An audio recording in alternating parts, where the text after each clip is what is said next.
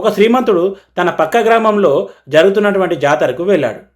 అతడు జాతర నుండి తిరిగి వస్తుండగా అతని వస్తువులను దొంగలించడానికి ఒక దొంగ అతని వెనుకనే బయలుదేరాడు. ఆ దొంగ శ్రీమంతునితో మంచి మాటలు మాట్లాడి అతనితో పరిచయాన్ని పెంచుకున్నాడు.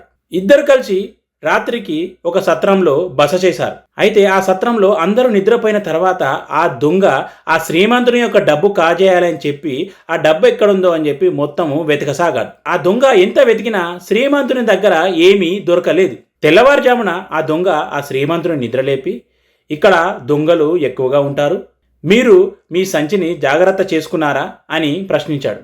అప్పుడు శ్రీమంతుడు, అవునవును, అందుకే నా సంచిని నీ తలగడ కింద పెట్టాను అని చెప్పాడు.